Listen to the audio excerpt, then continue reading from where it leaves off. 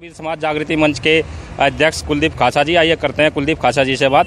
कुलदीप जी, बहुत बहुत स्वागत है आपका। सबसे पहले मैं आपसे, जैसे मकर संक्रांति, लोहड़ी और गणतंत्र दिवस आ रहा है, तो इस मौके पर आप क्या कहना चाहेंगे? मैं सबसे पहले तो सभी देशवासियों को गणतंत्र दिवस, लोहड़ी और मकर संक्रांति की हार्दिक शुभकामनाएं देना चाहता हूं और सभी देशवासियों के मंगल कामनाएं की भगवान से विनती करता हूं।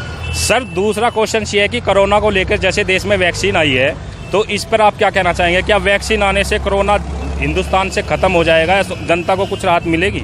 मुझे नहीं लगता कि कहीं पे भी कोई कोरोना का कोई महामारी आई है इस देश के अंदर। सिर्फ और सिर्फ मैं इस चीज़ को मानता हूँ कि ये अफवाह है और इस वैक्सीन से जनता को पहले भी कोई राहत नहीं मिलने वाली, तो अब भी कोई राहत नहीं मिलेगी। सर, कृषि कानून को लेकर सुप्रीम कोर्ट ने कृषि कानून पर रोक लगाई है और वे कह रहे हैं कि हम इस कृषि कानून पर सुप्रीम कोर्ट ने रोक लगा दिया, इस पर आप कुछ विशेष टिप्पणी करना चाहेंगे?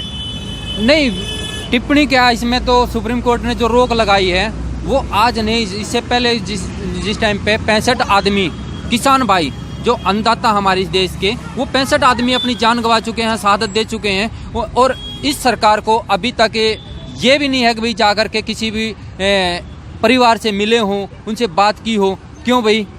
ये कृषि कानून किसके लिए बनाए हैं? किसानों के लिए बनाए होंगे। जब किसान खुश नहीं है तो उस कृषि कानून को निरस्त कर देना चाहिए इन लोगों को। तो सर, जैसे 26 जनवरी के दिन किसानों ने ऐलान किया है कि दिल्ली के अंदर 50,000 ट्रैक्टर की रैलियां होंगी, उस पर आप क्या कहना चाहेंगे? क्या 26 जनवरी के दिन दिल्ली के अंदर ये रैलियां होनी चाहिए या नहीं होनी चाहिए? बिल्कुल होनी चाहिए।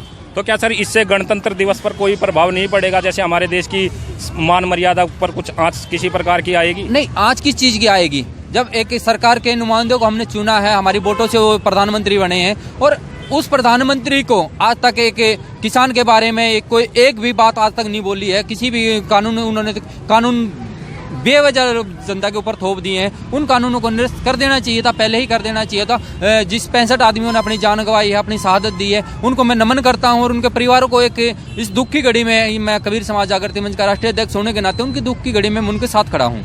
तो ये थे हमारे साथ में कबीर समाज जागृति मंच के राष्ट्रीय अध्यक्ष कुलदीप खासा जी, जिन्होंने साफ तौर पर कहा है कि कृषि कानून पर रोक नहीं लगानी चाहिए, बल्कि उसे जड़ से खत्म कर देना चाहिए। एटीएन न्यूज के साथ सोनीपत से अरुण चौधरी की खास रिपोर्ट।